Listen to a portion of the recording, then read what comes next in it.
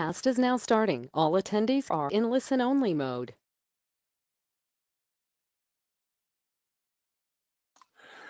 Okay, good evening, everyone, and welcome to our Sagittarian pre-full moon webinar. Now, there's a lot going on right now.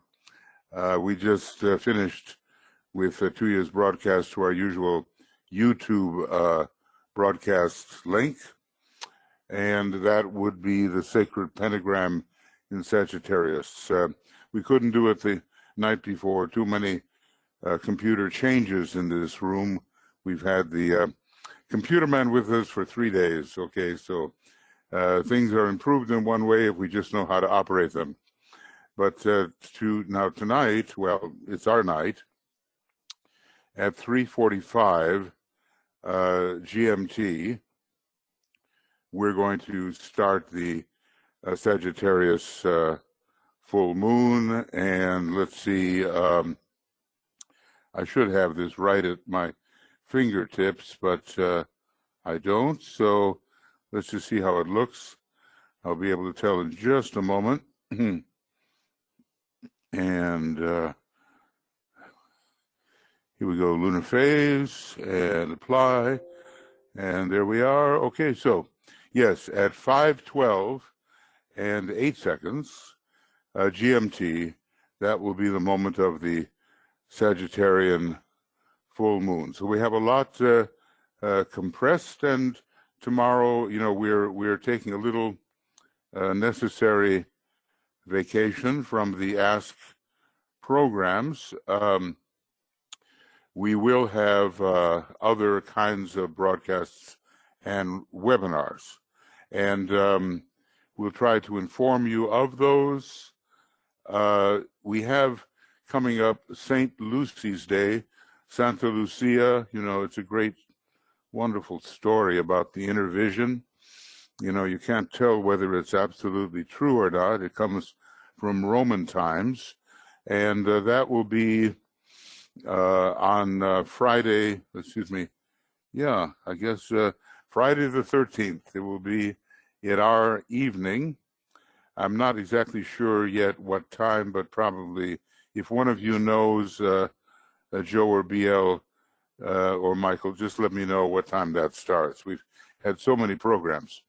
And then on the 21st, which is the beginning, the solstice is just about there, the Capricorn Solstice, very powerful when you have the sun and the moon making a new moon during that week, December the 21st to December the 28th. We have the every 7 years festival week of the new group of world servers, and a number of groups around the world, the 2025 Initiative Group, and there's a group in upstate New York with Steve Nation, who is one of the major directors of the Lucis Trust, and I think in South America there's things going on, and in Israel going on, and we're going to be broadcasting to you many webinars and also just plain broadcasts,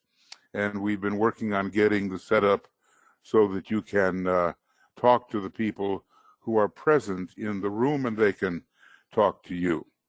So that will go on for the entire week of the 21st through the 28th, even the 29th a little, and we will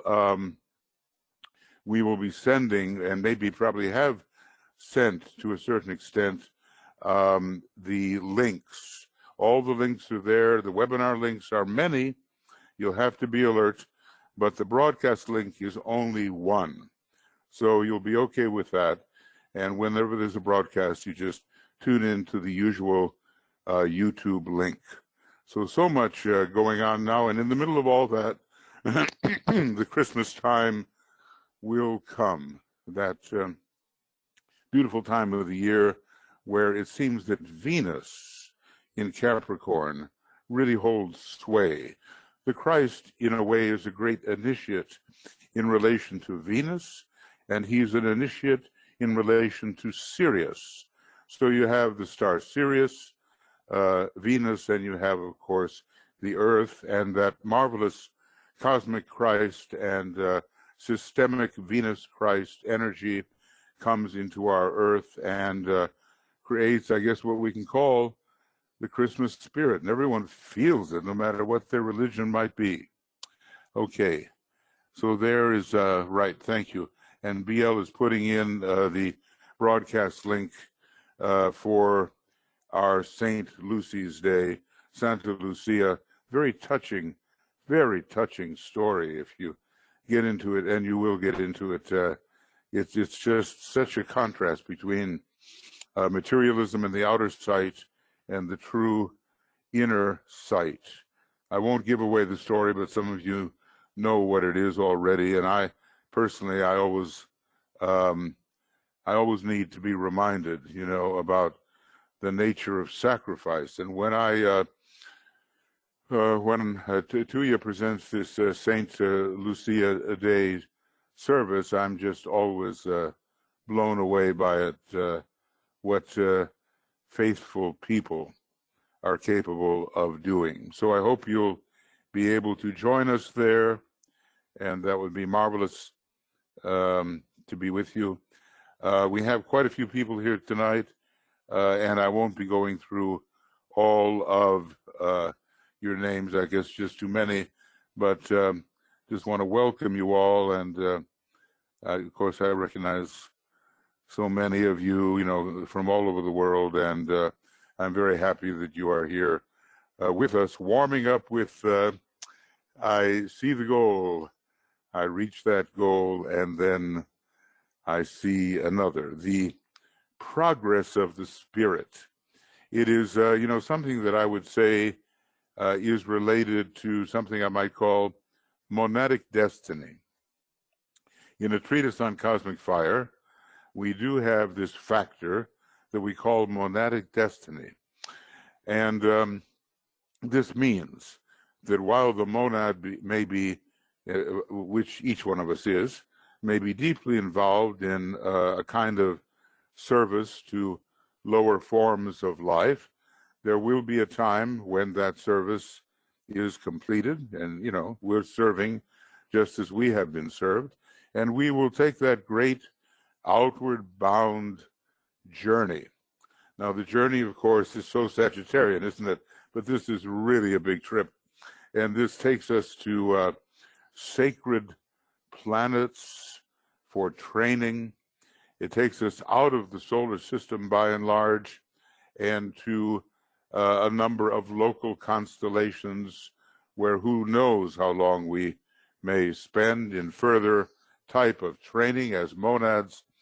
And it's taking us along 7 or now 9 cosmic paths. Imagine that. I mean, and at the 5th initiation, which is the initiation of revelation, we have revealed to us, perhaps, or should, which of the cosmic paths we will be taking or should be taking, and yet it is a completely free choice, and some have chosen incorrectly, so such as the Buddha, a very, as DK tells us, a very understandable error, because he loved humanity so much, and the path of earth service was not really his, but he just, like a good second ray, stayed around a long time to see if he could help some more.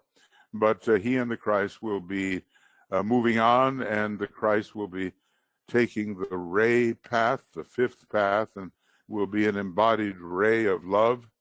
And the Buddha doesn't really tell us, but, one has the feeling that possibly the path of the planetary logoi may belong to the Buddha, who has so much of the 3rd ray in his monadic nature. Anyway, these are high things, and the goal is far distant. But what can we do? We can only see so far ahead, and we have to be willing. There's an old hymn, I think it's called "Lead Kindly Light," and the idea is that the light doesn't reveal every possible destination along the seemingly endless way, but it does reveal the next step. And if each one of us understands what that next step, I mean, but in real clarity, if we understand what that next step is, then we will not deviate from the path of discipleship. Now, you know, with Sagittarius, it is the sign of the one-pointed disciple. Once, of course, it completes its tendency to pass through many errant journeys. You know, the knight errant who's always on a trip, on some mission. Many of those are false missions, and for the early Sagittarius, with its very strong sixth ray, there is the tendency to, well, maybe ride off in all directions simultaneously, or at least go on missions which do not really fulfill the destiny of the monad. But eventually, the destiny of the monad is fulfilled, and we find ourselves in an undeviating position, undeviating, and we cannot be taken off the path. At first, we may fall off the path and wander into the briars and the brambles and the thorns and all the rest of it. But eventually, if we are a true disciple, we're going to find our way back onto the Sagittarian path, which leads to the very center of the light. Tuya wanted to talk about that light a little bit, and where you will find it is on page 330 in the book Esoteric Astrology. And every sign has a different kind of light, you know, and the light is always leading to a still greater form of light. And if I look here at the 330, it's called, whoops, esoteric healing. That wasn't it. Should be esoteric astrology. Sorry, 330. And let's see if I can get there. Okay, it is a beam of directed, focused light. That's the light of Sagittarius. And we have the chance now, during this Advent period, leading to the next initiation for each of us, or at least in that direction, we have the opportunity to follow that beam of directed focused light. In this, the point of light becomes the beam, revealing a greater light ahead and illuminating the way to the center of the light. Well, it's such a beautiful idea, and we're bound for ever greater intensity of light in this particular universe, and who knows how they compare. There's just endless universes, and we don't know what the light content of them might be. We haven't the slightest idea what the light content of our own universe might be, but okay, we're on our way, and that's the main thing with Sagittarius. The Jofra illustration, it shows the centaur, but Sagittarius is divisible into the centaur and the bow and the arrow, and finally just the tip of the arrow with the bow. You know, eventually there's an unerring intuition, and there's mighty Jove or Jupiter up there sort of lighting the tip of the arrow so that the intuition can grasp the heavenly worlds. Here is the hermit wandering around with a lantern lit in the light of day, looking for an honest man. Was that Diogenes? You know, it was supremely ironic. In other words, an honest man was not to be found. He really stood up for the truth, and eventually Sagittarius does and will stand up for the truth. This is not a complicated image. Let's just say that eventually Sagittarius is going to be slaying the greedy goat. And, you know, the early part of Capricorn has a lot to do with all of those fulfillments, which are of a lower nature. But look, the unicorn is sort of waiting in the garden, and his time is coming. So all of us have to learn how to aim high and to follow the different planes and subplanes, which we will achieve through right concentration and right deflection of the non-essential. And of course, what really is the essential? It does lead to the divine plan. And Sagittarius has a unique ability to see what the divine plan may be, albeit he may see it from the distance, and he may get rid of all of those horrible thought forms which prevent a true lucid seeing of what it is the God of our planet intends for humanity and for the planet. So it's a great adventurous sign.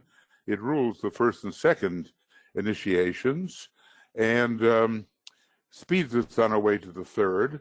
And it is particularly connected with the sixth initiation, which takes us on the great journey. Now, I would like, BL, maybe you already have that there, if you'd be so kind to put in the link for Francis Donald's images and what he said about them. It's already there. Time. It's in the chat already box, there. Michael. Mm-hmm. Fantastic. I appreciate it. I appreciate it. Look at the marsh here. Look at the, oh my goodness. These are all the Stymphalian birds. Now, actually, the Stymphalian birds are not that bad. And when you think about it, they have a higher meaning. They have the meaning of the falling falcon, you know, which means, you know, it's found in Sagittarius, and he's holding music. He's holding the lyre with the 7 major tones that come from Helios, the sun, with its 7-fold octave. And he represents this falling gyre or gyre. Falcon represents the solar angels who fell into sacrificial service some 21 million years ago, not just 18.5 million. It was a long time ago for Earth humanity, and they connected in the way that they do their own nature to the animal man of the period. And this falling falcon, this bird of fire, was involved in that transmission. The arrow shot forth from the bow. Then, of course, there's the predatory eagle, found in the last decade of Capricorn. These are all the higher meanings of these Stymphalian birds, the higher meanings, not just these marsh birds that are just kind of clutter up the consciousness and prevent us from seeing the truth, prevent us from seeing the sun. No, it is it's something else. So this eagle that is ruled in the last decade of Capricorn by Mercury, by Vulcan, by the sun itself. It's the place of initiation. And in a way, you have to be as strong as an eagle. I saw, well, it's not a very pleasant thing, but some of these eagles are so incredibly strong that they can swoop down, they can pick a goat off the mountain, a heavy, you know, not just a little one, a big one, and they have it all worked out. So they drop the goat, and the goat dies, of course, on the fall down the mountain, and they just swoop down, and they fly away with the goat in their talons, and they bring it home for their little eaglets. Well, you know, what if that goat, in a way, represents our own limited and a very material personality, which in a way has to be put to death and offered up as a sacrifice to the higher powers. There's all kinds of symbolic ways you can look at it, but if you have a real concentration going on in the last degrees of Capricorn, well, I think you will find the powers that give you will, give you illuminated intelligence, give you a great radiance of the sun. I think you'll find all of those energies available if you're at that stage when you can utilize such things. And then, of course, well, I like I'm very partial to this third bird. It's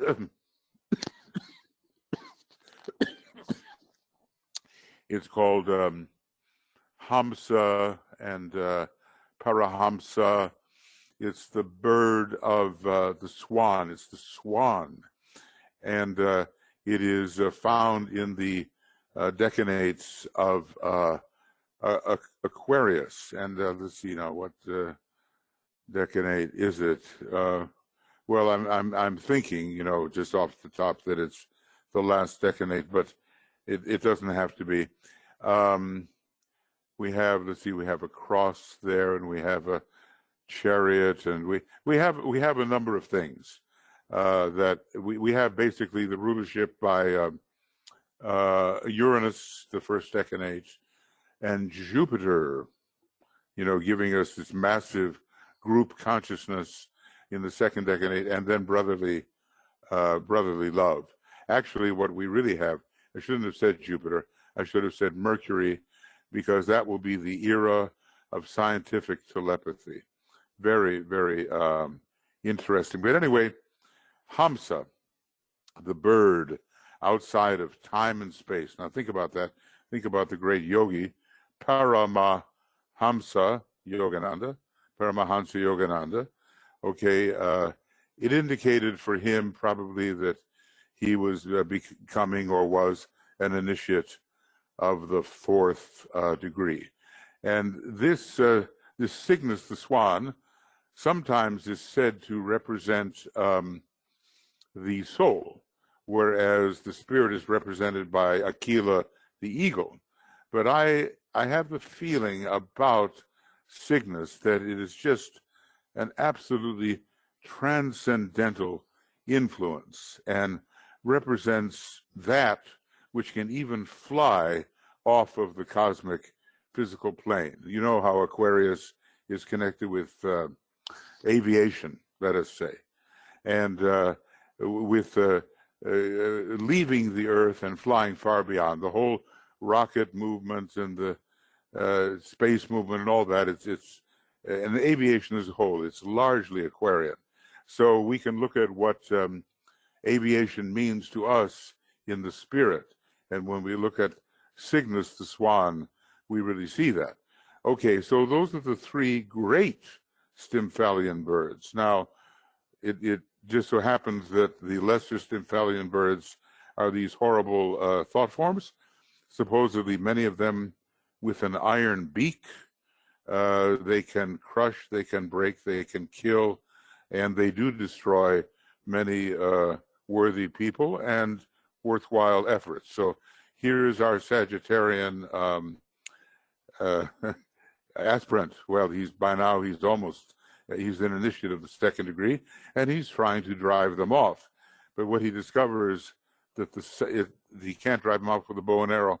It's the synthesis of silence that allows them to be driven off when the two great cymbals clang together, and they make such a unified synthetic sound that no lesser factors, which are so divisive, that iron beak, they cannot abide, they're frightened off, and the area is cleared, and the sun on the mountaintop is seen.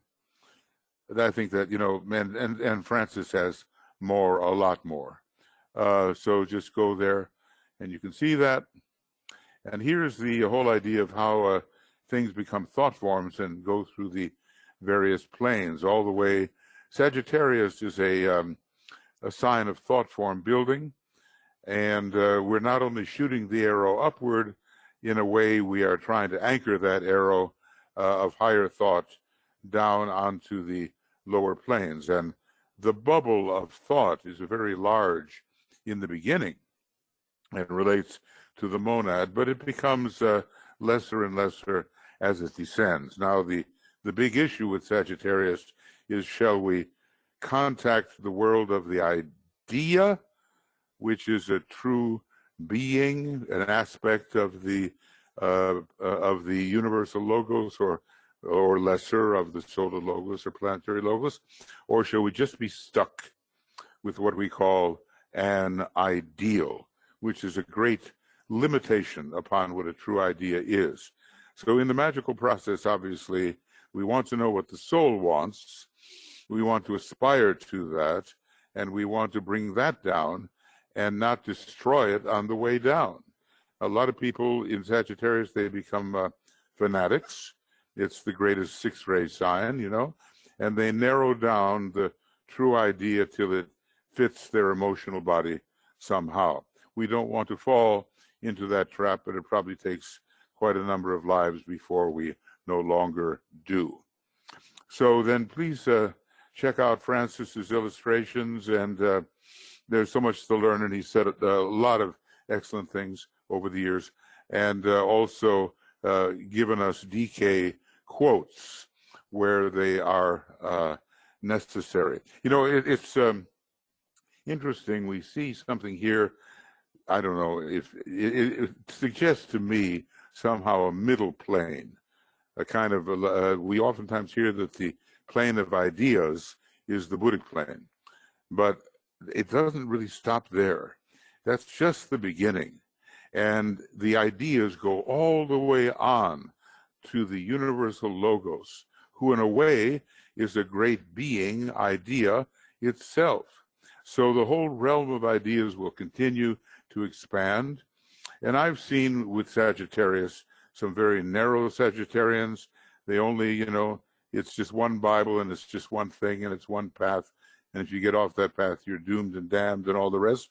And I've seen incredible broad-mindedness of a Jupiterian nature in Sagittarius, Jupiter, Earth, and Mars. And I've seen the ability to grasp much more of a universal vision. So do study what Francis has written there. BL has given you the way to do that and where to go.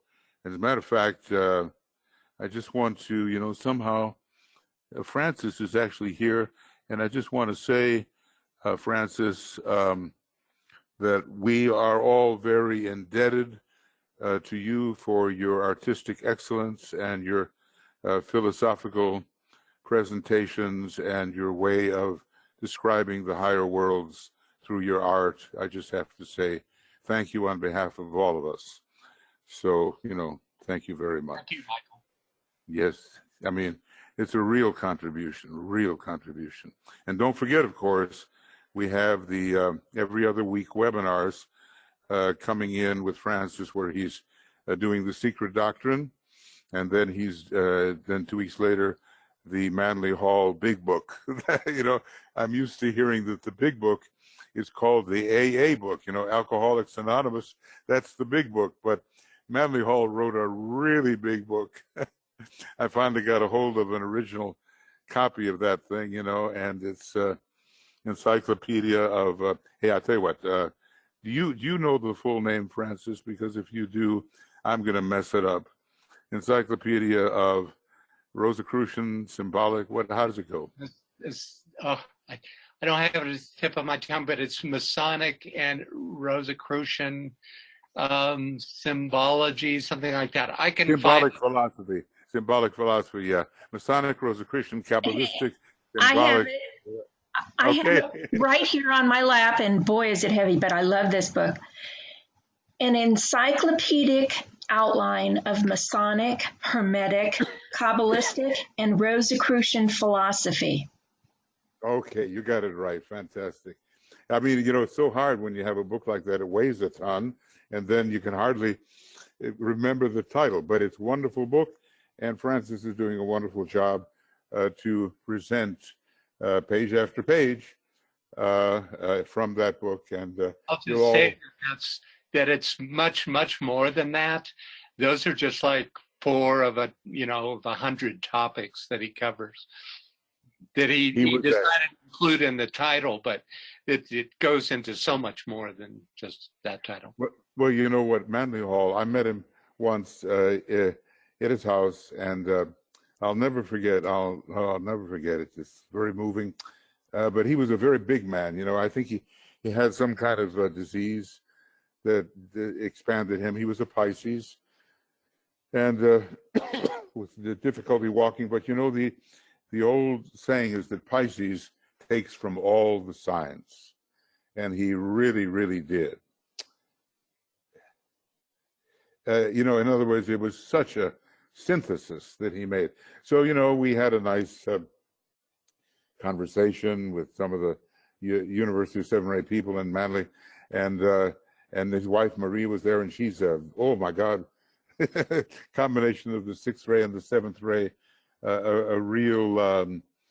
I don't want to call her a fanatic, okay, you know, but she was a crusader. I'll just say that for Master R. Anyway, Manly gets up, and we had a nice talk, and he leaves the room, he turns in the doorway, he turns around to all of us, and he said, "Do good things, help people."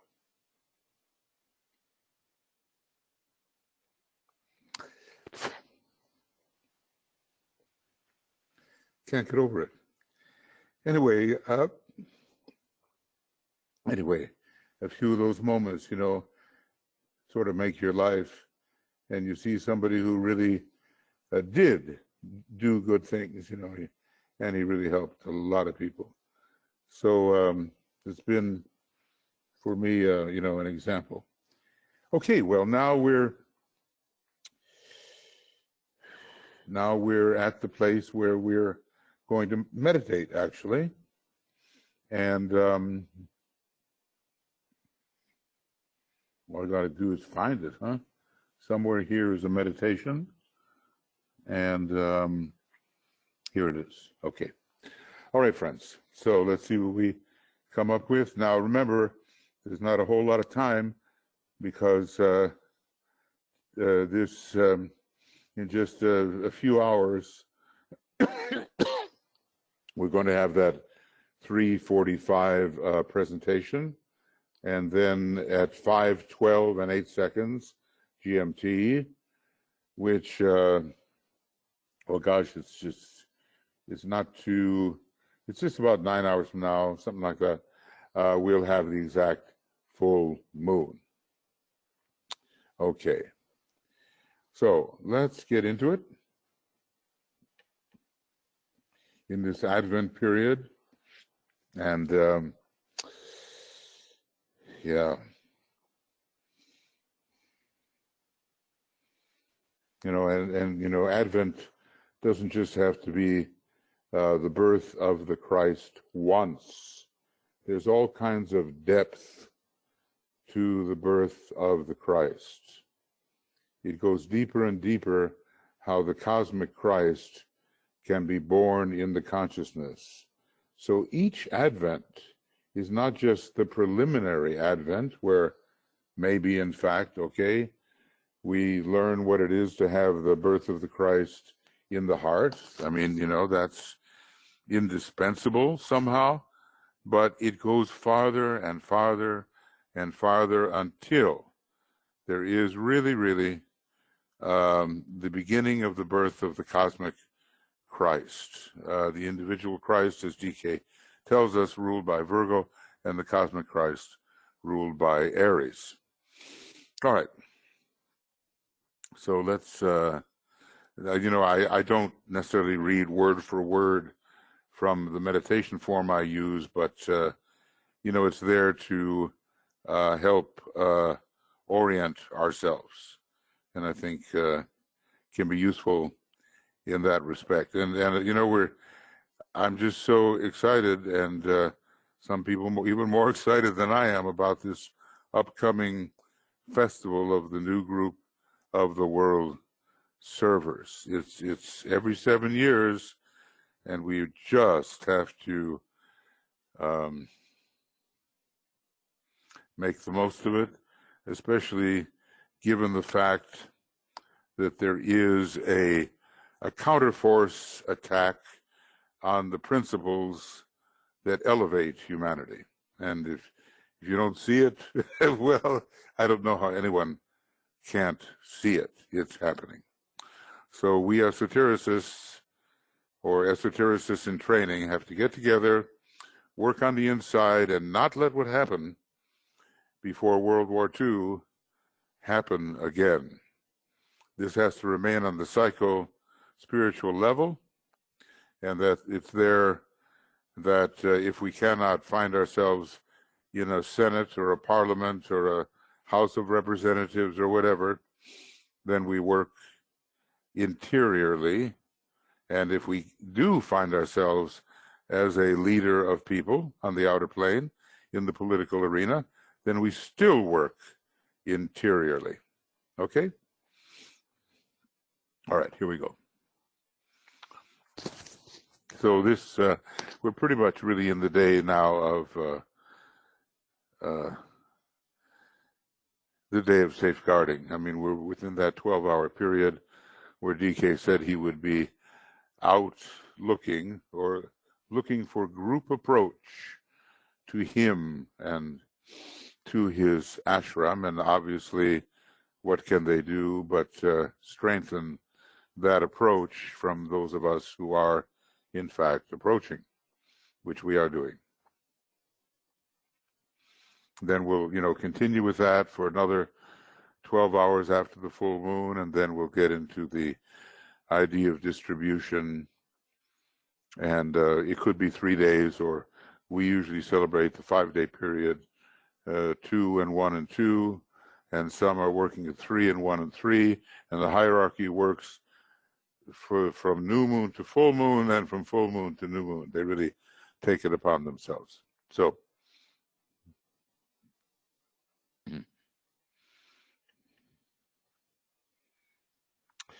we withdraw our consciousness from the personality and its vehicles, and we enter deeply into the presence of the soul. We really are the soul in incarnation, but we forget that often and get trapped in the perception of the lunar vehicles, and we think that that's what we are, but not really. I mean, in a way, we are everything, but now I'm talking about a slightly lesser stage where we are the soul more than we are the personality. So we're going to enter a world of soul knowledge and light and soul love and soul sacrificial power.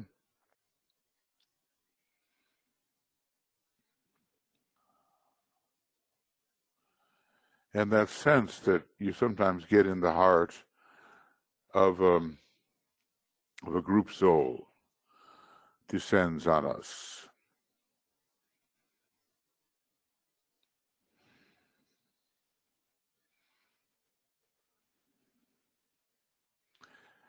And wherever we think we may be in a physical sense, we are together in consciousness, together in soul. And of course, we reach out especially to the men and women of goodwill. They're existing in every nation.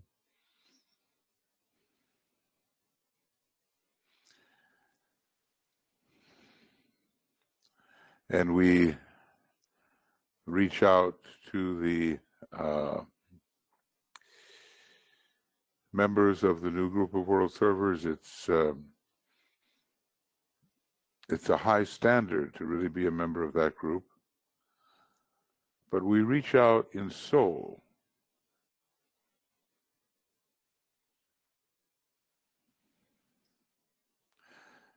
And we get that feeling of being one with these soul-infused people and the men and women of goodwill on the way to soul infusion.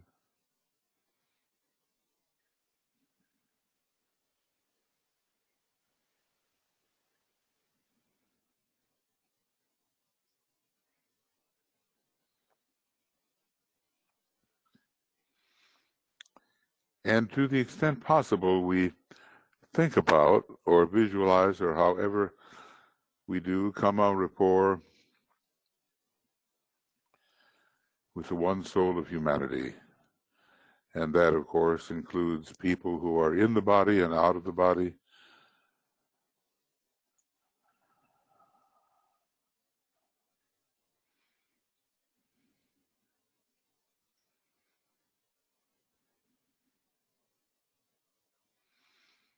And there's just no real difference. Under the fifth ray in the mind of man, you can look for all the differences, but after you see the differences, you've got to put them all back together into the true vision of synthesis. First unity, then synthesis, and, in the heart and the head, in the causal body, egoic lotus, finally in the monad,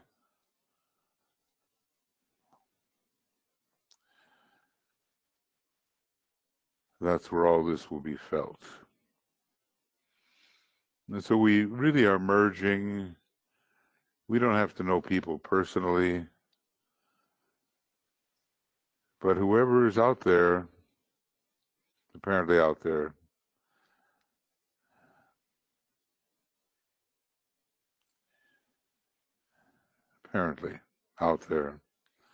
is really in there. And the ancient second ray mantra, word of power, you might call it, naught is but me, settles down upon us, upon our consciousness, and we realize something that we didn't realize before.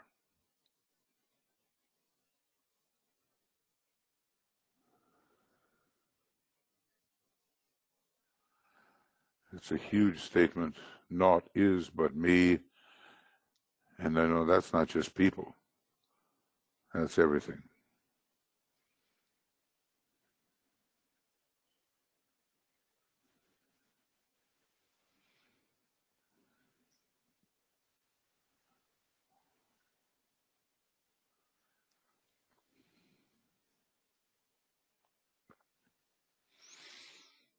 So when after the new year and we start resuming our Ask programs and our cosmic fire work and our, I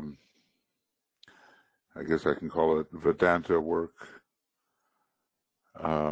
we'll get right back into the experience, without which life is so much poorer, unless you can say and think, naught is but me, and actually see and understand what you're saying, then a big thing is being missed. So we'll have to do that. Now, from the mental unit, and from the astral body, we build our bridge of light towards the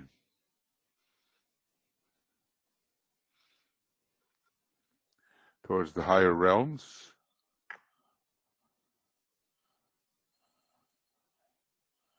I just want to pull that in there.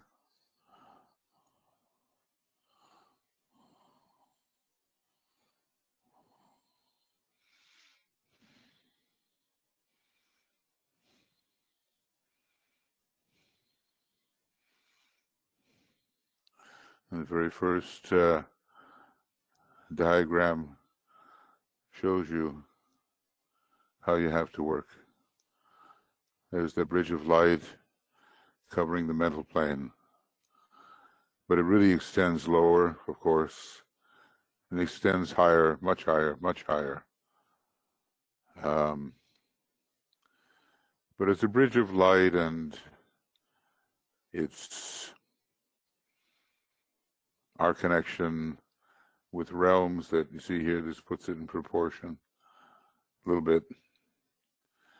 Realms that we can hardly touch yet, but we learn how to pass through that mental unit, gather all the energy. So that's what we're going to do imaginatively.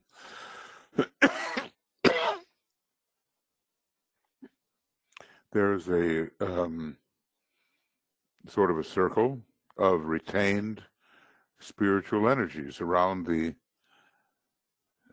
mental unit. And let's imagine that we pull in the energies of the knowledge petals of the egoic lotus, soul light.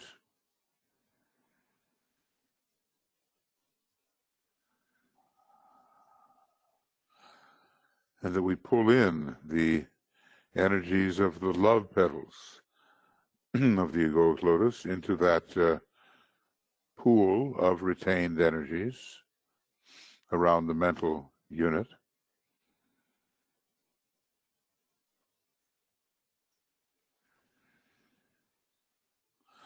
And we go to the sacrifice petals and realize that there is no real will without sacrifice. The petals of sacrificial will realized on the mental plane. Pull them in.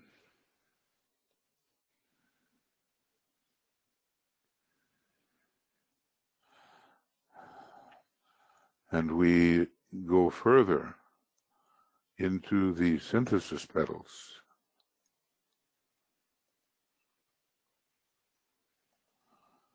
I can, these white ones here, lemon yellow really, he tells us. And we pull in, increasingly as it grows within us, the sense of synthesis, mental, the synthesis of love, the synthesis of will.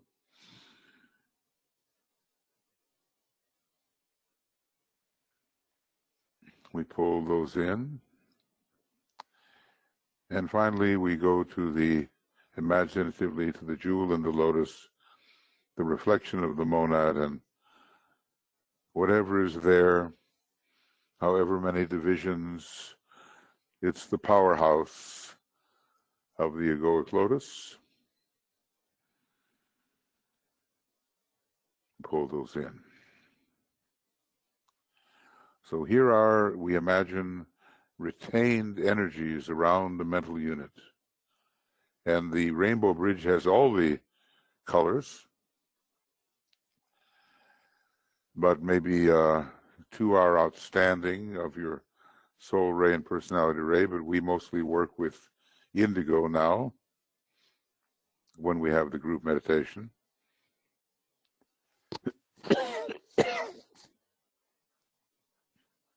And we imagine this bridge, of course, you know, this is just, it's an image, right?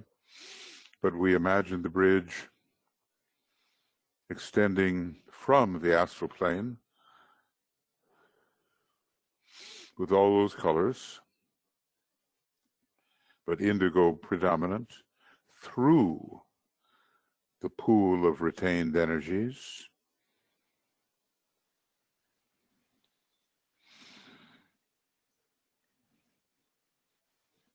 and into the spiritual triad.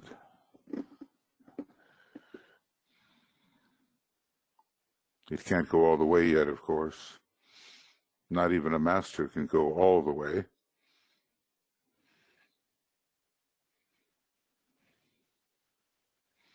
But we imagine somehow that the monad, the sense of pure, inclusive being in all things, that somehow that will be touched.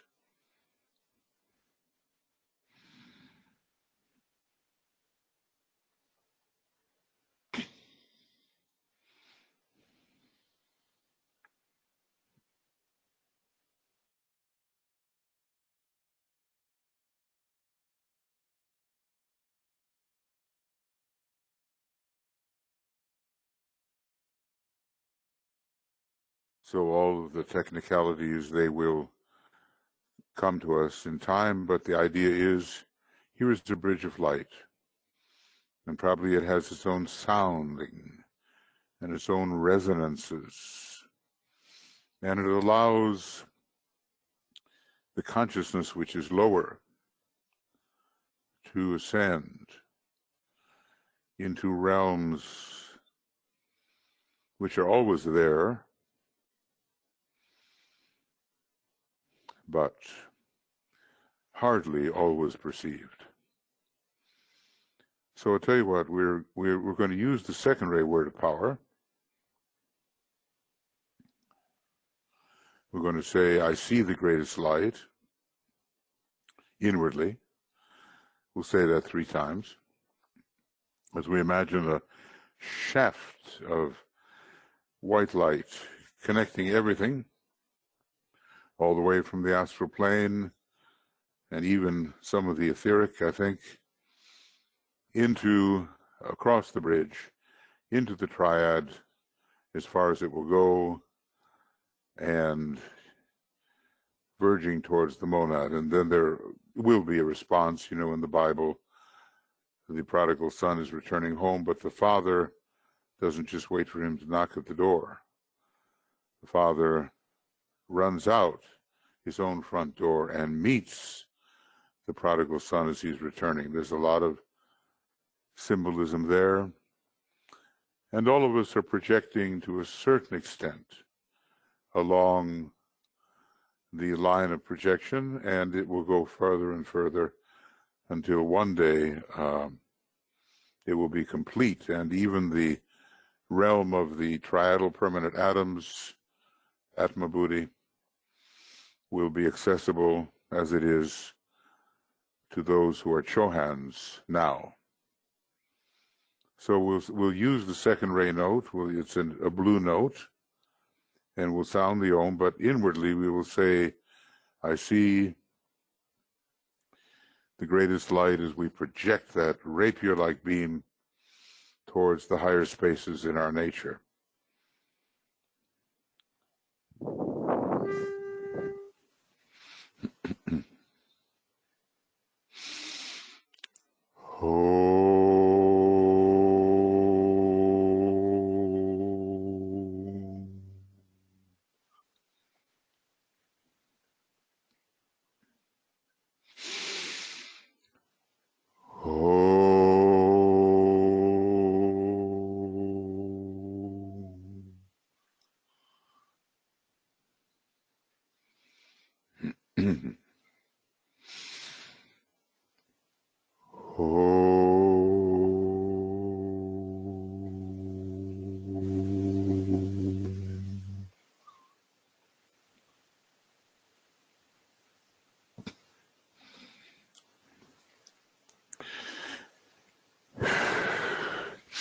And this serves to link us up, at least imaginatively,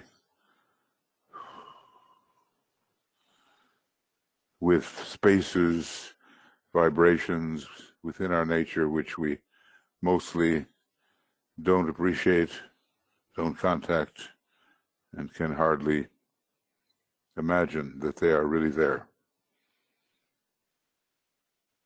And as the father runs from the house, the higher energies come with him and meet us. And quite a great event occurs at the meeting place.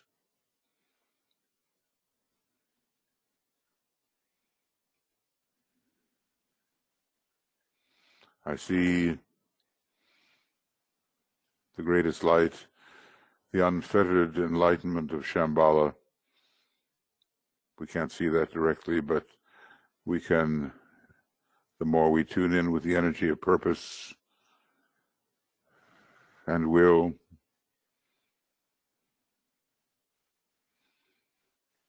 the more it is that great light which propels us. So remain open now as a group to whatever downflow or inflow, from the inside out can occur.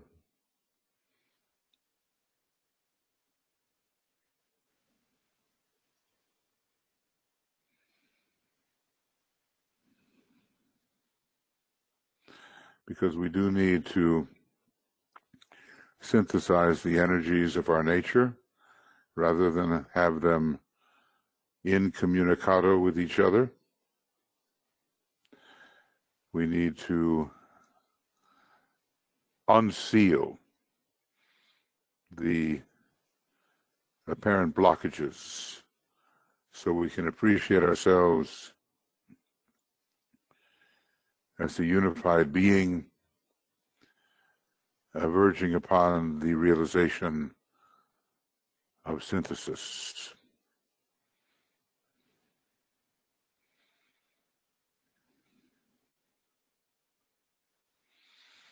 And remember, keep the heart open.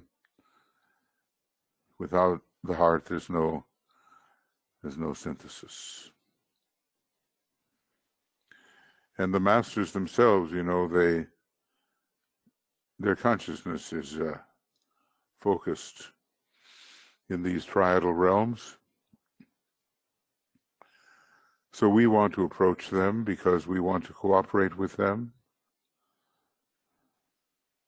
to help bring down, in some form or other, their plans, which is the plan really of the Christ and of Sanat Kumara and of the planetary logos and of the solar logos. And on it goes.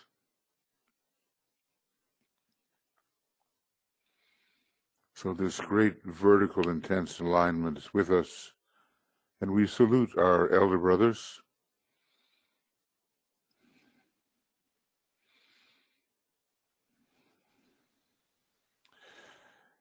And pledge our cooperation.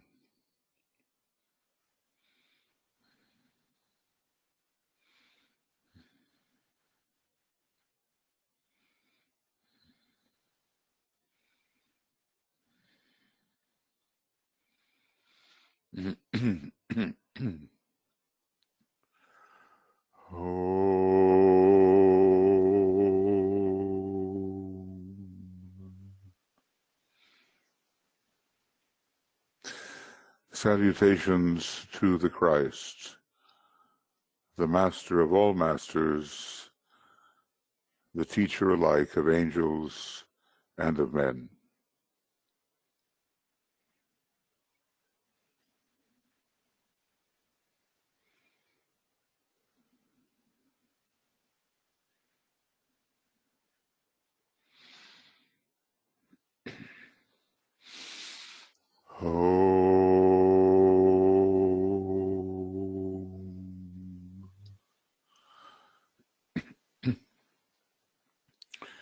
Salutations to the triangle of masters with whom we most closely work in this approach. Master Moria, Master Kutumi, Master Jualkul.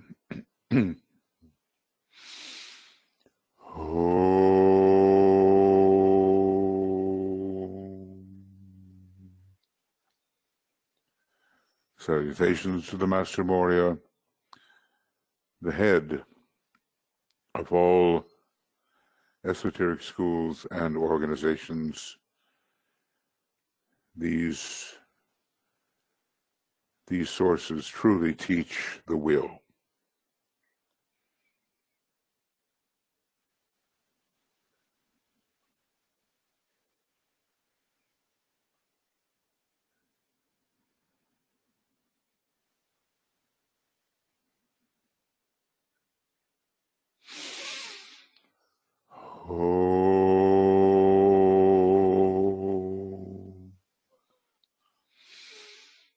Salutations to the Master Kutumi, whose ashram is doing the most direct work in preparing for the reappearance of his brother, the Lord Maitreya.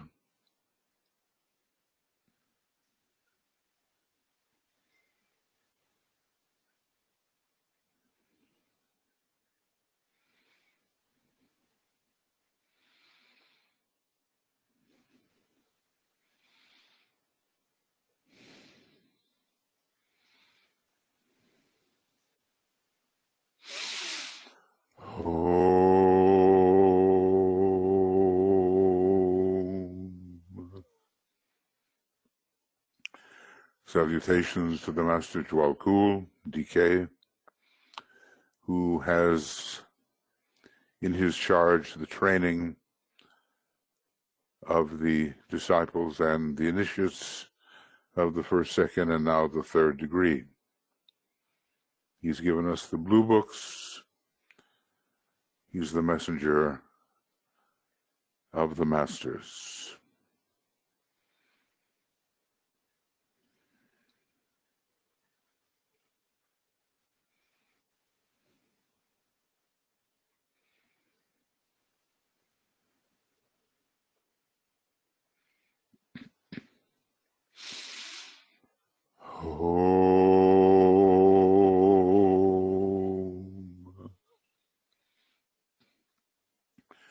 Salutations to your own master, as you know him to be, or conceive him to be.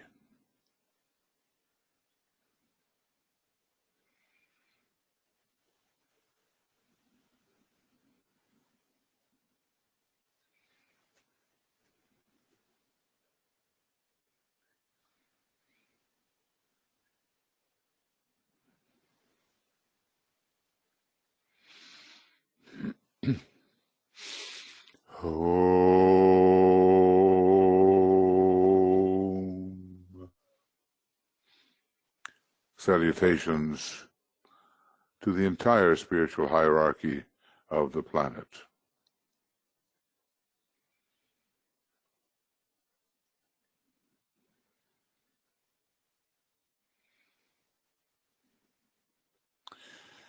And with them,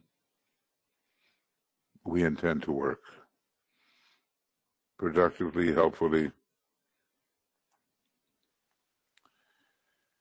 in a manner which brings the divine plan into the consciousness and application of many more members of the human race.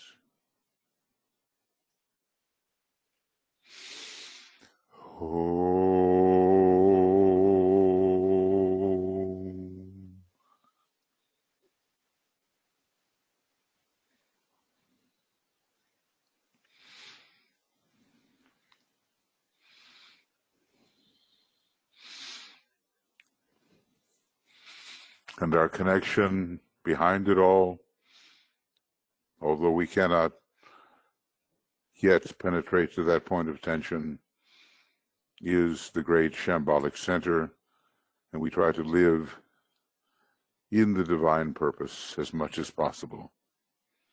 And so we're sounding a long, silent inner Om as we imagine this soul group approaching Sanat Kumara, the Lord of the world.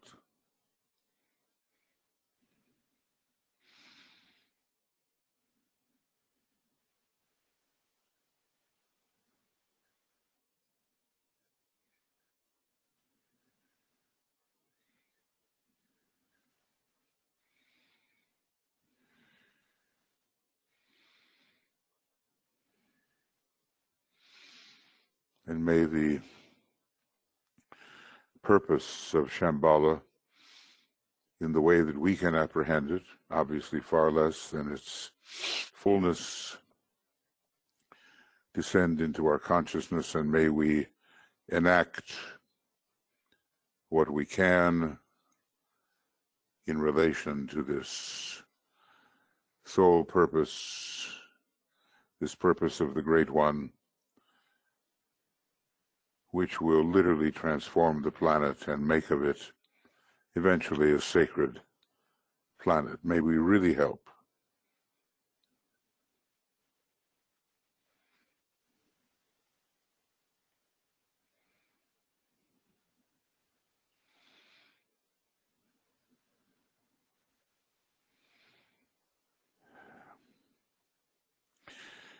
And may we, wherever we are now, gather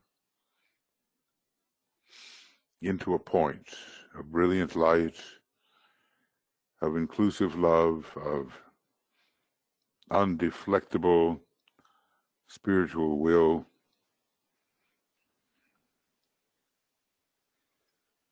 just as if we're all really together, and a golden pathway lies ahead of us into an indigo disc. We have to remember our second ray soul logos of blue, the blue logos, and even our planet, the second ray soul. The indigo blue awaits us, and we're all together.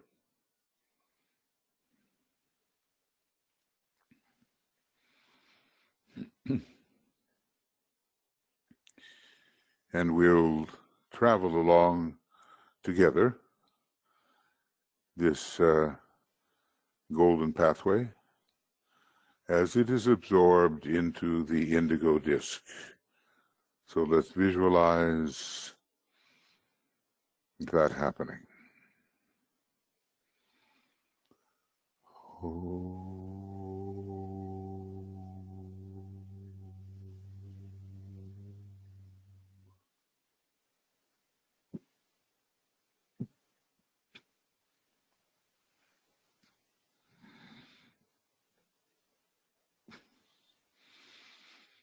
Closer and closer until we are all absorbed as a radiant point into the indigo disc.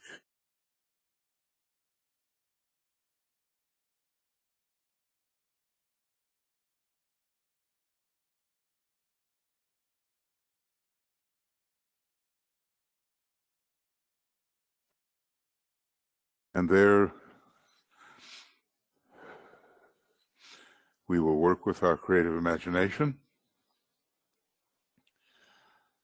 and we imagine the presence of Master Jwalkul, that expert in ray energies, in planetary zodiacal energies, in the energies of the creative hierarchies, a great expert in energy. And we seek, as a group, to become an outpost of his knowledge, of his consciousness.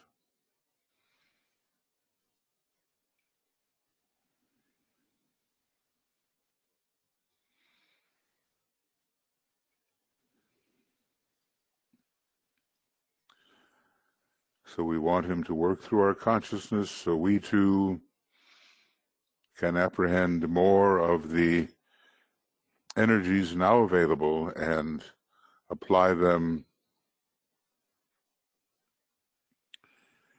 in a useful, uplifting manner.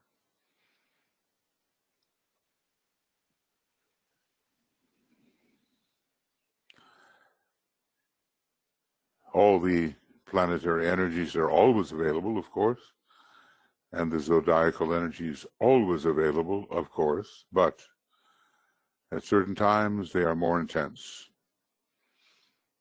According to the planetary rulers and the energies transmitted through the particular sign.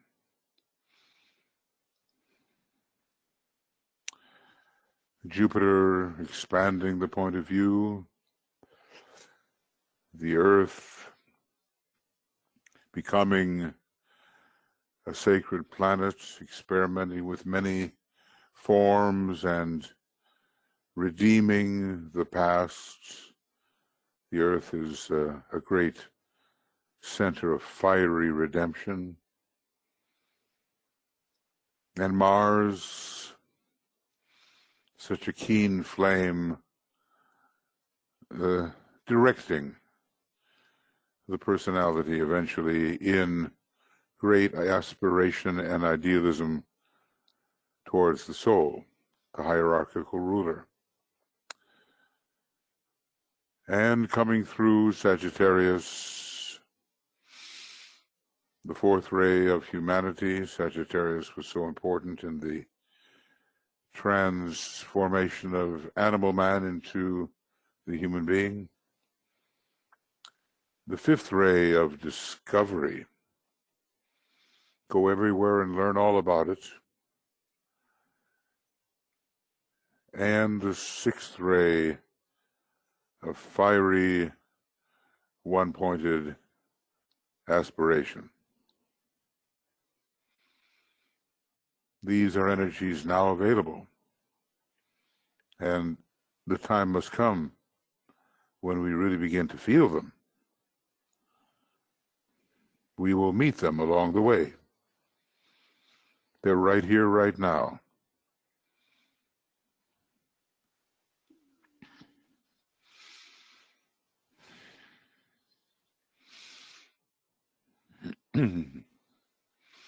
Jupiter occupying the exoteric position, strangely, and Mars, which is an exoteric planet,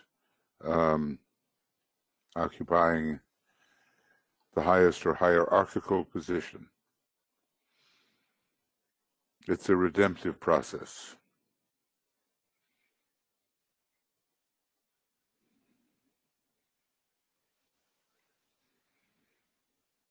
We want to work with these energies. We want to detect them.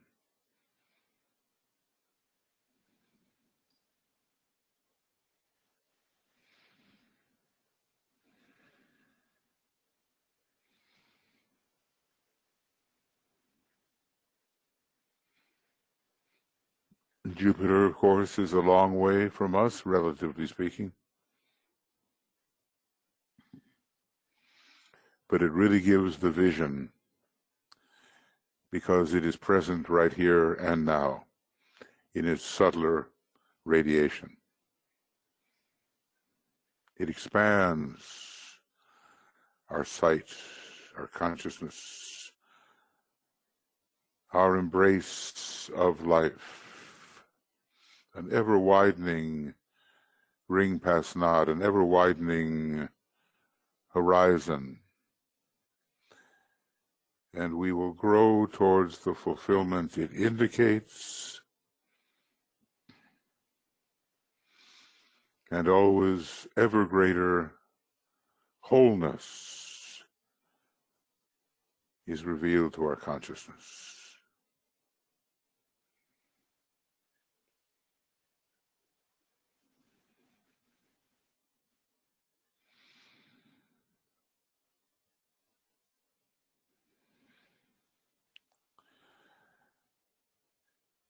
Now our groups, of course, need this, and we need it.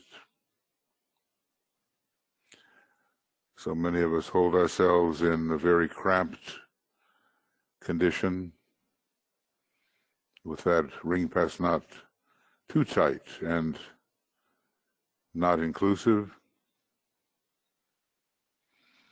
So let's imagine that into our groups and into our own nature, there will flow this stream of Jupiterian energy, expanding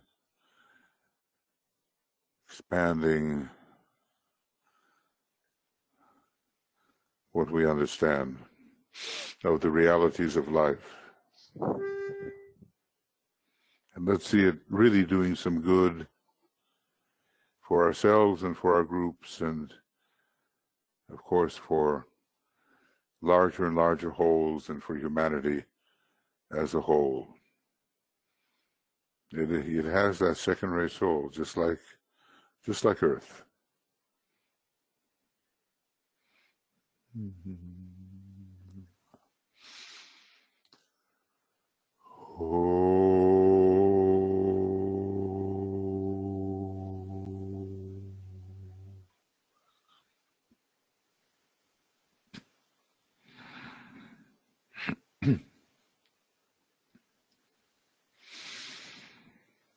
It's as if that second ray energy, soul energy of Jupiter, penetrates our interactions with each other and just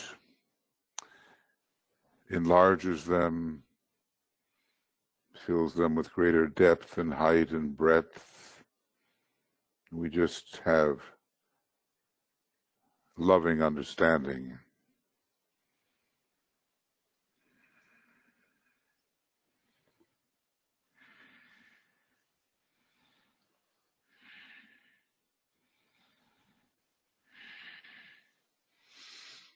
It can redeem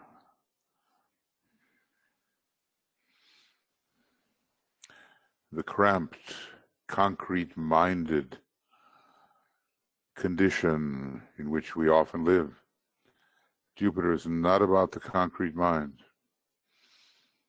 It's about the abstract mind, and even one day about the monadic awareness.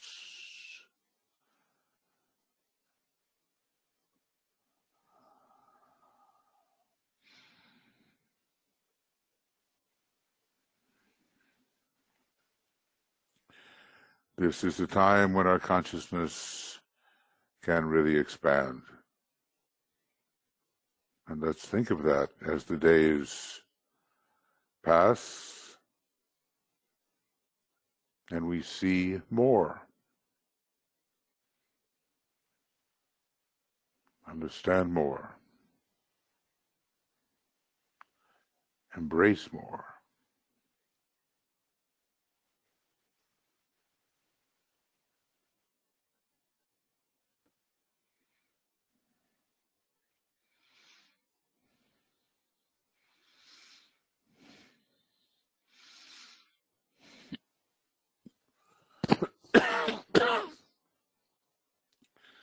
And one day, well, everything tends towards becoming a sphere, DK tells us.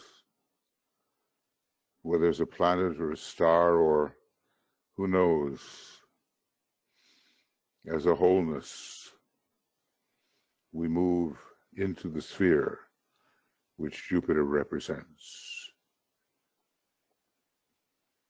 So let's feel that Jupiterian energy affecting us and affecting our groups and sharing its beneficent quality.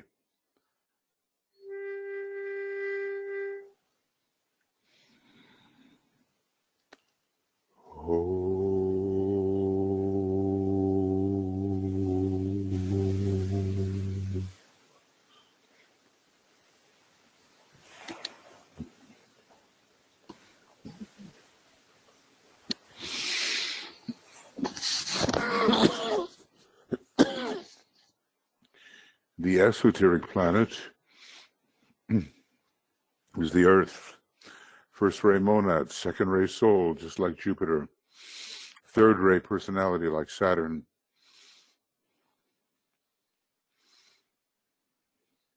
And other fourth ray factors.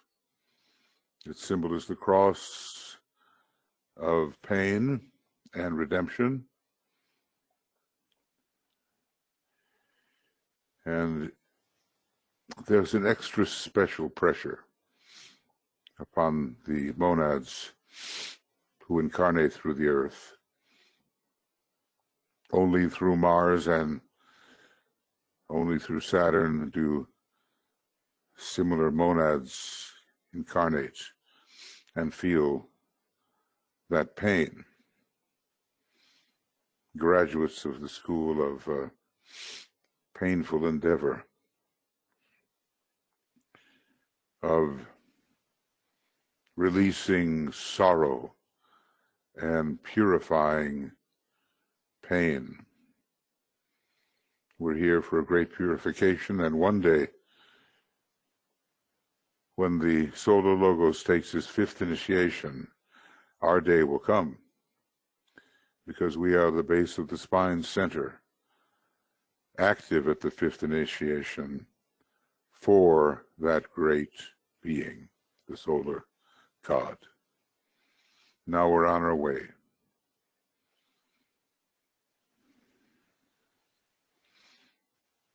And the earth is so often connected not just with the dense physical, but with the etheric condition, which is coming on strong during the age of Aquarius. A new type of vitalization will course through the etheric body of Earth, and the bodies will be much healthier and more resilient and more sensitive.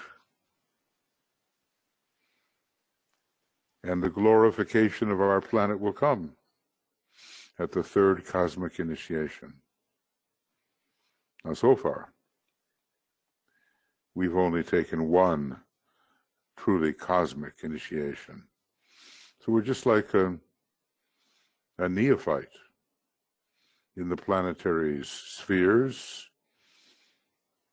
Among them, we have not yet gone beyond what for us is the birth of the Christ individually.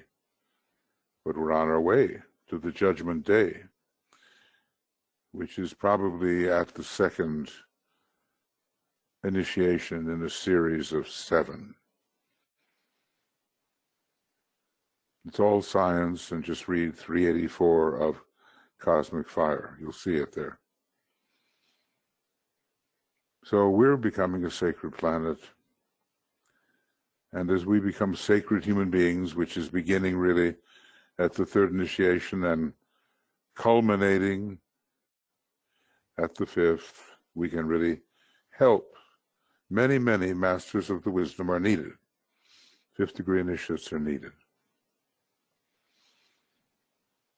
So we have to create the beautiful forms on this planet which will convey the spirit and withstand the spirit, transmit the spirit. Always the forms must become more beautiful and improve and be more intelligent and more loving, cohesive, and more filled with dynamic will. It's really a 1, 2, 3 planet. The only one in our system.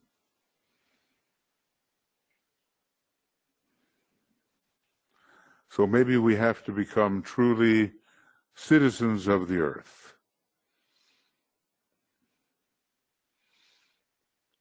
We're going to have very soon a kind of,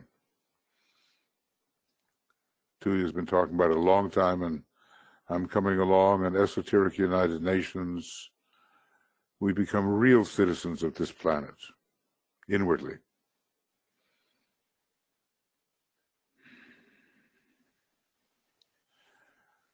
And so let's have some of that energy flow into us and into our groups, which helps us really bring in the divine plan so that our planet may tread the Sagittarian path to its redemption as a truly sacred planet. We'll feel that earth energy, monad 1, soul 2, personality intelligence 3, probably mind 4, probably 6 is the astral body, and probably 3rd ray for the physical. Even though the number of Earth is 777, something to figure out there. It has to do with the base of the spine, wouldn't you say? The 7th chakra from above to below.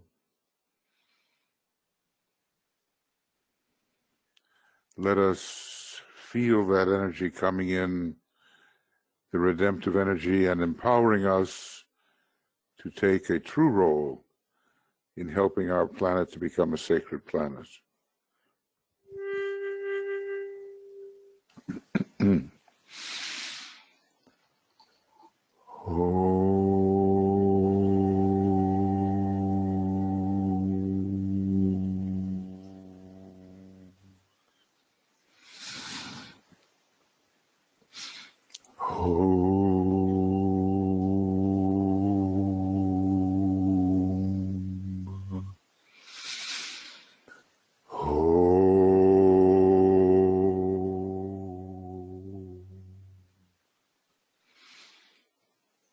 Three sevens. The sacred planet, Mars 666, Venus 555, and so forth. The numbers holding the key.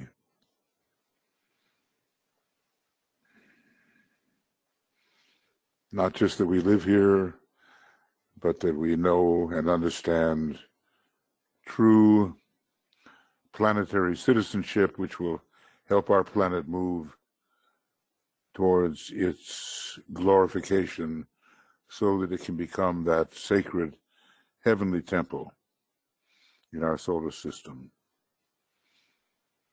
And the matter of the earlier times will be regenerated here on Earth. And then the other globes, of course, and chains.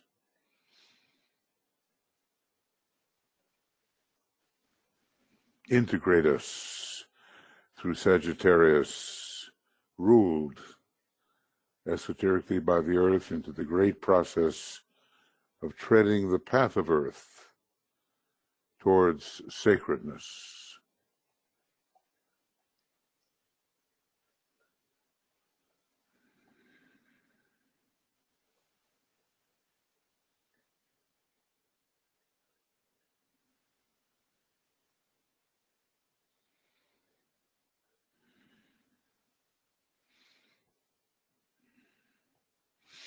We may be the citizen of a nation, but finally we are the citizen of humanity and of its planet, in process of becoming, through elevation, a sacred planet. And finally, hierarchically, fiery Mars.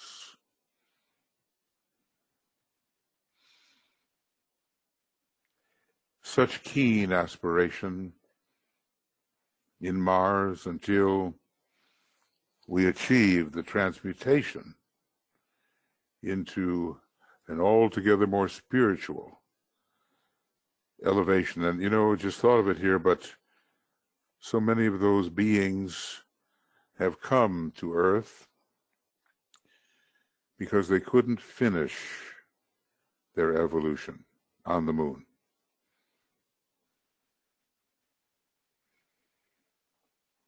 And they are connected with Mars, the animal kingdom, the lunar lords. They need rapidly to take a new place and have a new spiritual status, and Mars will propel them to do so. It is a non-sacred planet, but a powerful one, and we wouldn't want to conceive of an Earth process without the propulsion offered by Mars. It gives us courage, the willingness to confront fear, overcome fear. Its two satellites, have to do with fear and terror and the ability to overcome them. We need Mars in order to elevate the lunar lords until they can enter the animal kingdom and begin on the path of becoming human.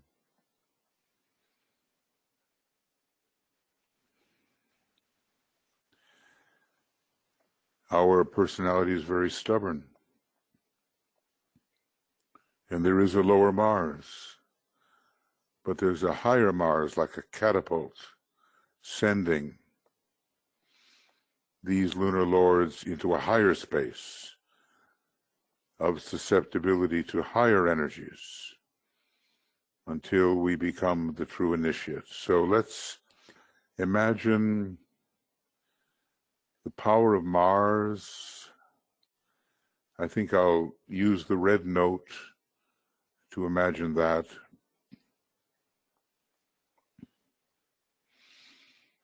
As it fills our groups and our own nature with spiritual courage to truly tread the path of initiation. Look, it's Capricorn and Scorpio that really, as deadly as they are, bring us into the hierarchy. And Mars rules Scorpio and is exalted in Capricorn. So let's be imbued with this commanding energy of Mars in our groups, in ourselves, giving us what we really need to withstand the rigors of the initiation process.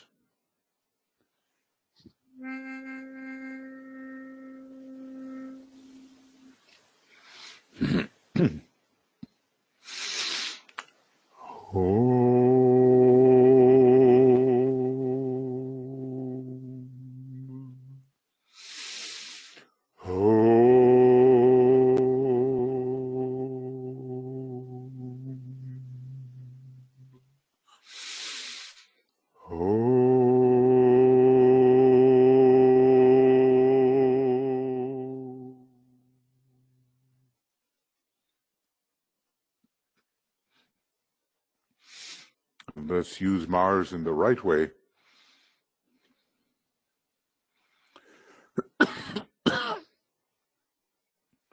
Actually, as subordinate to Jupiter. Jupiter the heart, Mars the solar plexus, everything below the diaphragm, Mars, everything above Jupiter. Let's use it the right way. And once the courage is absorbed, let it be guided by the indigo blue. That's the idea. Guided by the indigo blue. Blue is our color.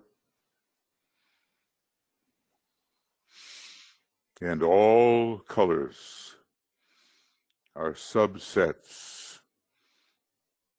of the great indigo blue, coming from the being who will eventually be the numbers 2, 2, and 2, our solar logos.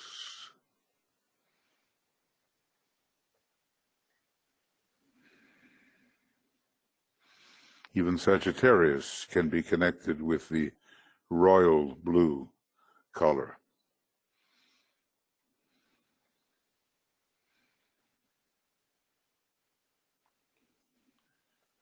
So these next days, let's remember that Jupiter is in the air, as it were. The meaning of Earth is making itself abundantly felt. And the higher destiny of Mars is propelling us out of materiality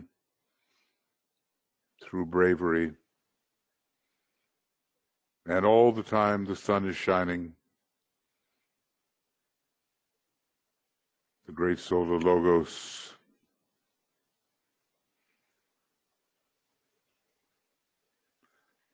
At night we don't see it, but okay, it's shining, always pulsing. Pulsing love, wisdom into every one of us. Our home is in the sun, We are the monad, or that which finds its place within the sun. We are units of love. We are heart units. Whatever our other rays may be, let's tread the path to the very center that reminds us that that is true.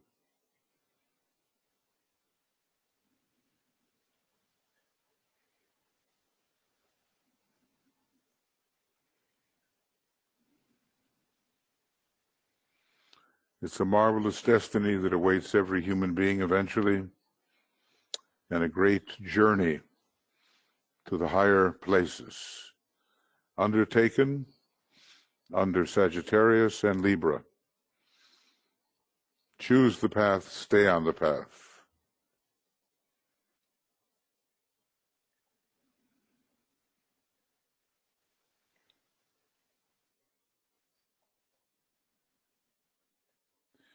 And you will travel as a monad.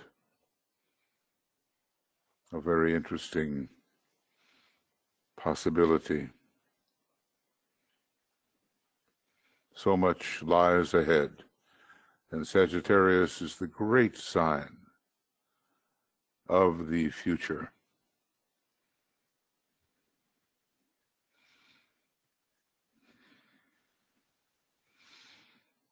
And eventually, we will find our way. Who knows what lies beyond it, but eventually, after different constellations become our home, local constellations, we'll find our way to the Pleiades, that great cluster representing, in my view anyway, the head center of the one about whom naught may be said. We just have to get over all of our very compressed and cramped points of view, and Sagittarius will help us sharpen our eyesight, our inner eye, and we will really begin to see. Now the full moon is coming up quite soon. We'll be starting here in another 6 hours or so. For some of you that will be possible, and for others of you, you know, it's only possible if you will it to be possible. It'll be a broadcast, and we hope to convey that marvelous energy, so progressive. If you like music, just listen to Hans Zimmer, the German composer, Scorpio Sagittarius, the greatest fantastic representation of Sagittarian music.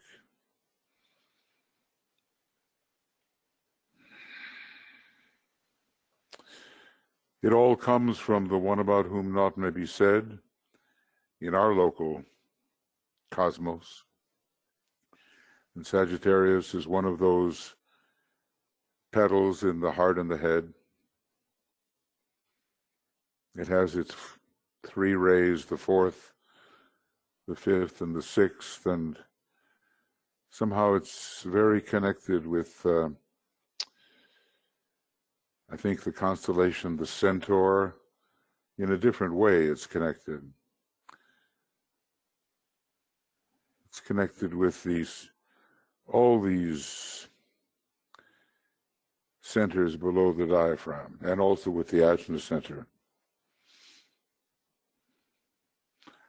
So there must be a connection there with the little bear, as the Ajna center, and with the solar plexus constellation and the sacral constellation, and even the base of the spine, the dragon.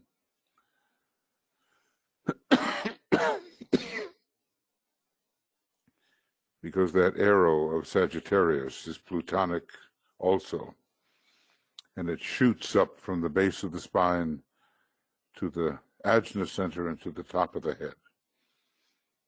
So many mysteries. But in to our local cosmic logos and into our sun and into great Jupiter and into our Earth and into Mars, that Sagittarian energy comes, and into Shambhala, the great center of direction, and we know that Sagittarius is the director, and into the hierarchy in our soul nature, guiding us along the proper path, and eventually so helpful in transferring all the energies below the diaphragm, riding on that upward arrow into the higher spaces in our chakra system until we can really control right through the ajna center.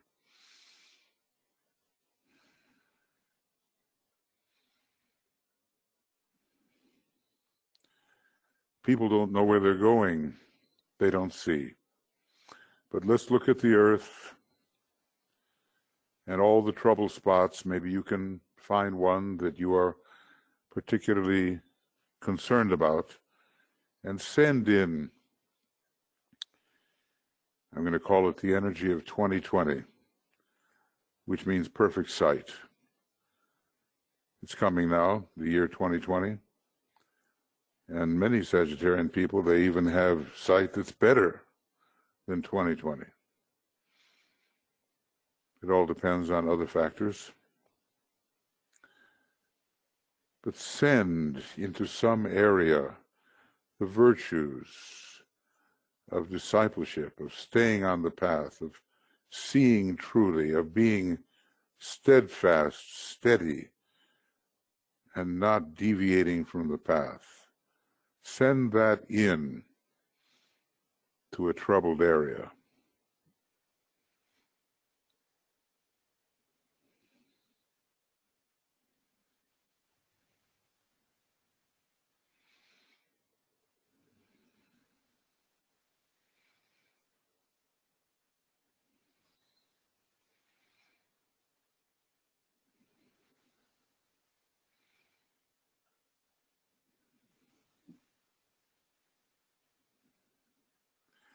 And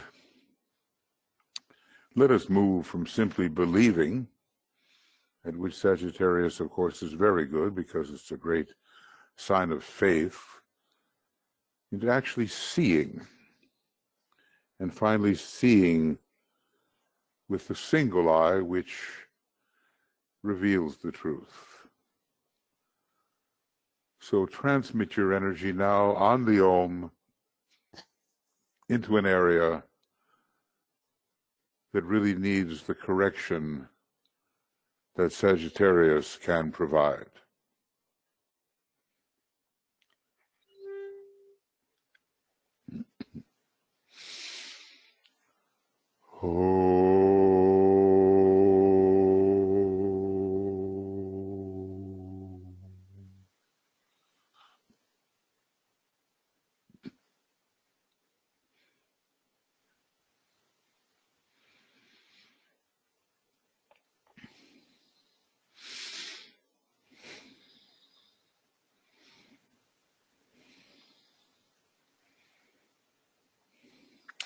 And in all of our lives,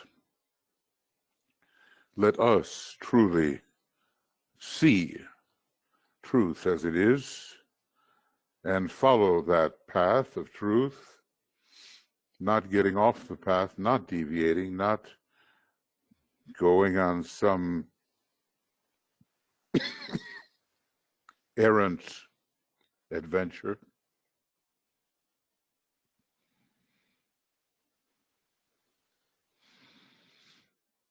But sticking to the path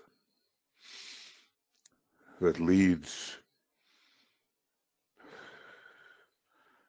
to real accomplishment, and get going, and get going.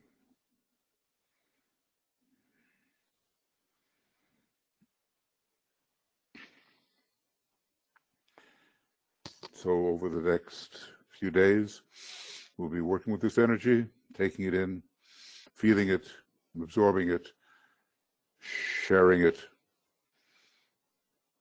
If you're in a position where you can help your fellow human beings see a little more,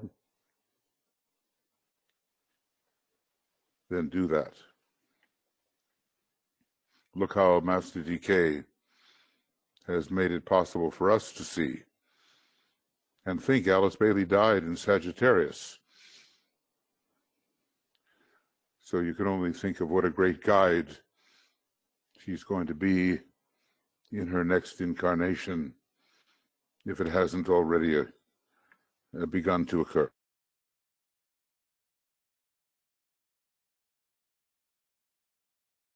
Okay, then I'd like to close. Some of you have endured this lengthy meditation. More power to you. And I want to just finish with what's obvious, spreading the great energies of Sagittarius, so useful to where they can be useful in the world, through the power of the great invocation. And then, just remind you, it's our usual link for YouTube. And every broadcast has that YouTube link, and I'm sure you're familiar with it by now.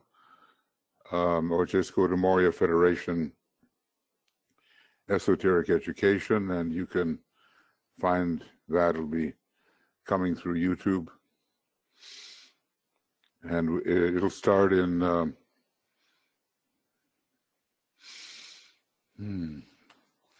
just about a little more than 5 hours.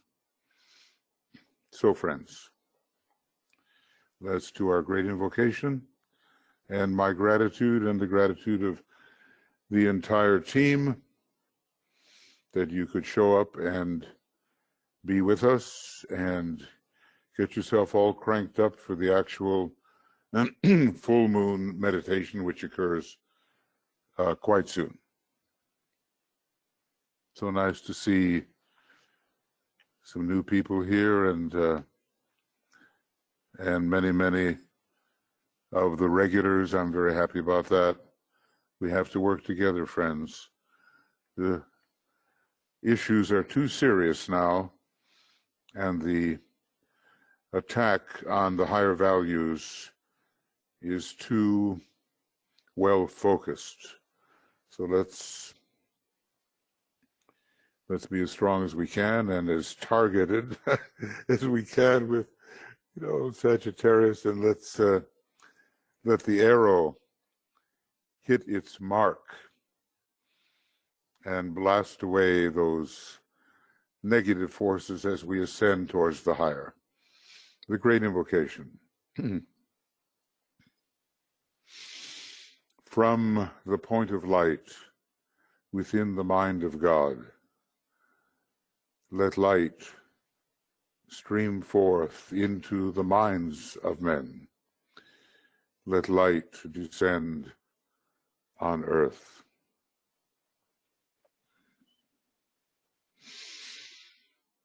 From the point of love within the heart of God, let love stream forth into the hearts of men. May Christ return to earth.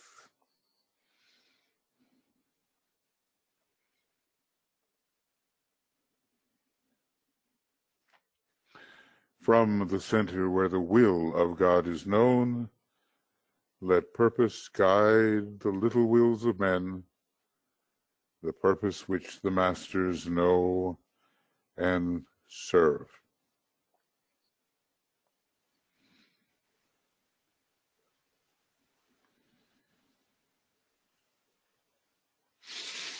From the center, which we call the race of men, let the plan of love and light work out, and may it seal the door where evil dwells.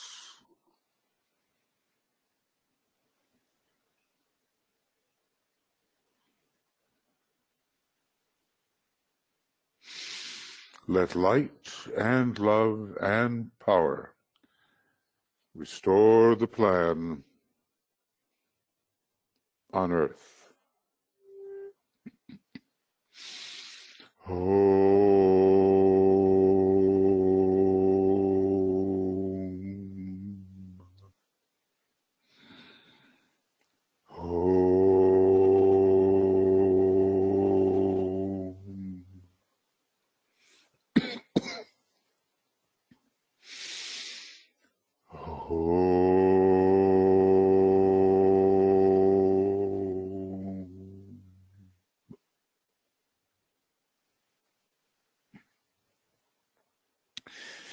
Thank you, and lots of love, many blessings, and I'm sure at least some of you we will see in another 5 hours or so. Let's see, 5:45 our time and 3:45 GMT time. So our time is, well, just about 6 hours. So get some rest, and maybe you can join us if you need to get rest. And let's use that Sagittarian energy for the coming into our lives of the advent of some new aspect of the Christ consciousness, which is ever, ever deepening. Let's do that. This meditation has to be converted, and it will be on Makara quite soon. Relatively soon, maybe useful for the next few days. And so will, the meditation that we just did before this, that Tuya led, where we're doing the sacred pentagram for Sagittarius. Some very important things mentioned there. Okay, looking forward to working with you quite soon. And lots of love and many blessings, and let us persist. What do you say? Let's persist. Okay. See you then.